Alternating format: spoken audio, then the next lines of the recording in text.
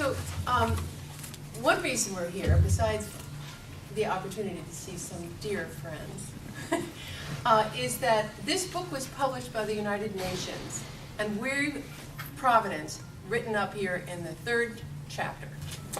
And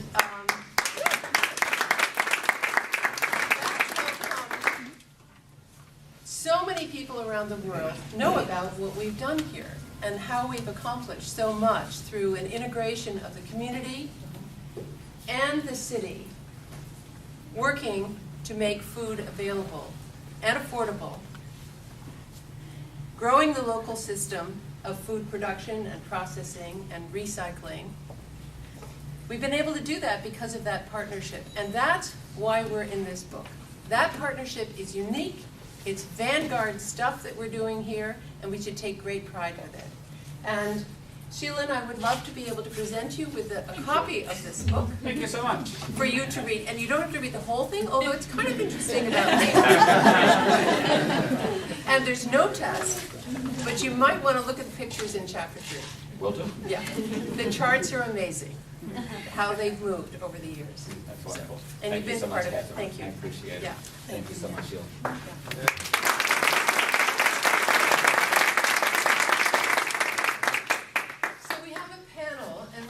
For tidbits from each one of the speakers, not too long, not too short, enough for you to get enough meat to go with.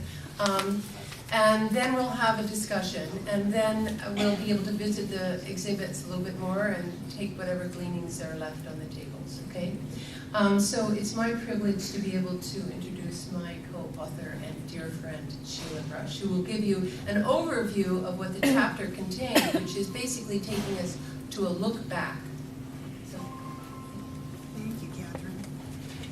When the United Nations Food and Agriculture... You need this. I think you need it because I can't hear. Can we... I think that's all you get, sorry. Okay. Is that working? Yes, right, perfect. okay. When the United Nations Food and Agriculture Organization put out a call for proposals in 2015, Catherine and I responded because we believed that Providence had an important story to tell. And that story is contained in Edible Providence, the chapter in the book, which tells the story of the period between 2003 and 2015, when Providence became one of the earliest U.S. cities to incorporate food into our city plans and policies. Planning began with the goal of providing residents with access to more nutritious food by increasing local production. It evolved into city initiatives to strengthen the entire food system, from production to processing to distribution to consumption to recycling of food waste. Now today, it's difficult to remember how different things were in 2003. Today, Providence growers, many from the city's diverse immigrant populations, raise food for their families in 52 community gardens around the city. And urban farmers raise produce for sale in 18 market farms. The West Elmwood Housing Development Corporation's Sankofa initiative has created a unique model for integrating urban agriculture with affordable housing. At least 9 farmers markets operate in the city. And as the mayor noted, Urban Greens is preparing to open the city's first food co-op.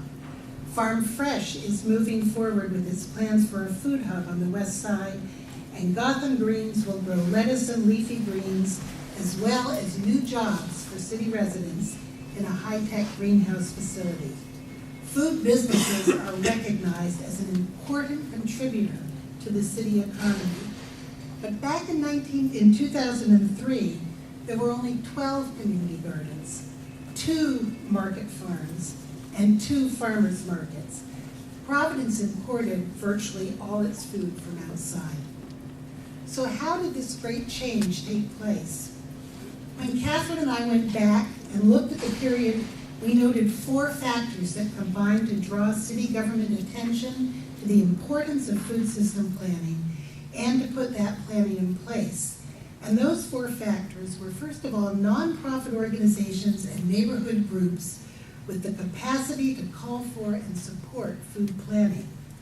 The city's emphasis on public engagement as a key element of its planning process, consistent leadership vision, and changes in city department structure.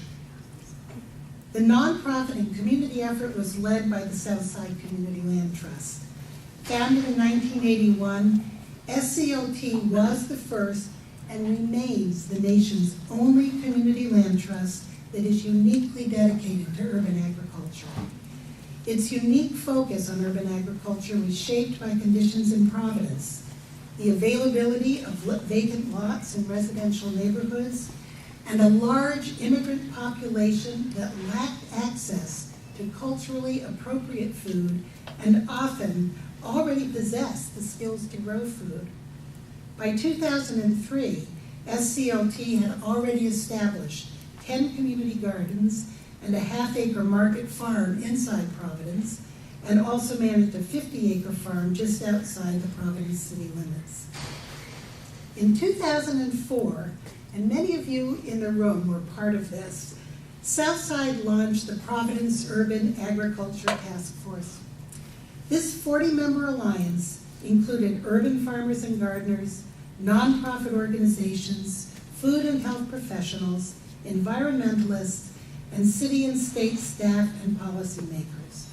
While they had diverse individual agendas, they were united by their common belief in the importance of providing city residents with access to affordable, fresh, locally grown, and culturally appropriate food, and of promoting systemic changes that integrated food with housing and community development, addressed food waste recycling, and negotiated farm-to-school purchasing agreements.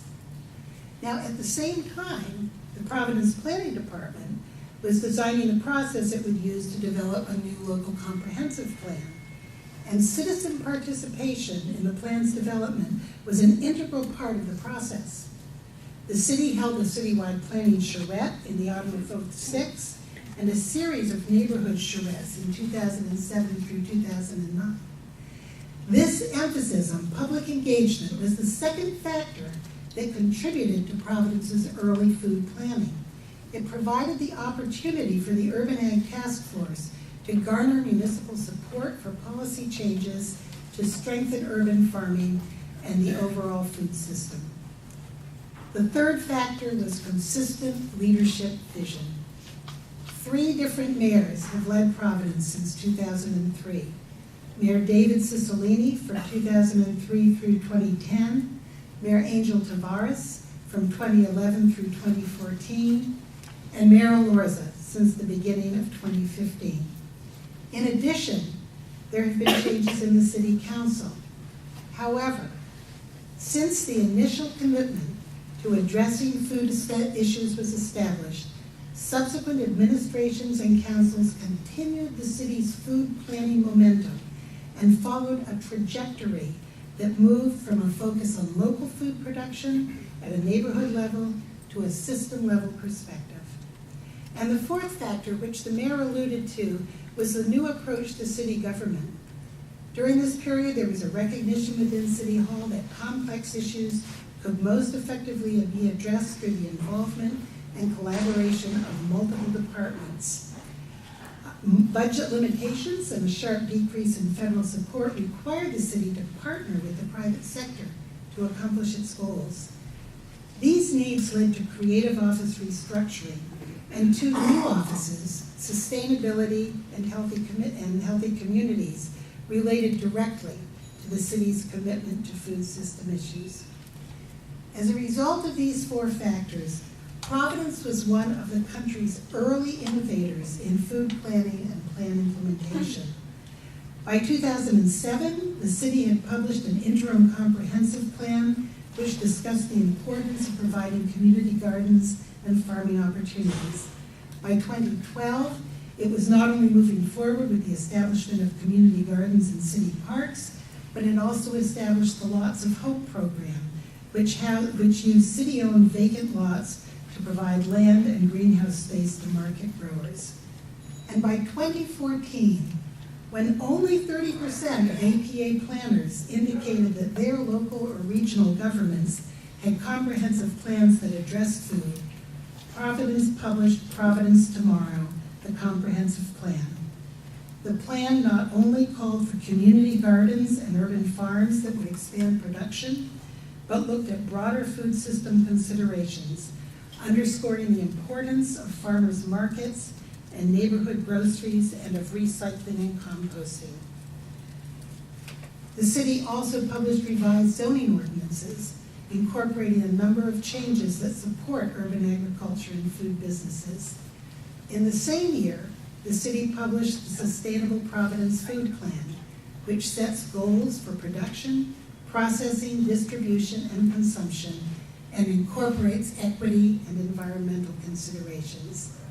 And in November 2015, the city published its Economic Development Cluster Strategy, which identified the food cluster as one of the areas on which Providence's economic development efforts should concentrate. The commitment of elected officials, the planning work of the past 15 years, and effective collaboration between city staff and the private sector is a story of which Providence can indeed be proud. Collaborative efforts have created a strong foundation on which to build the current and future initiatives which we're going to hear about today. Thank you.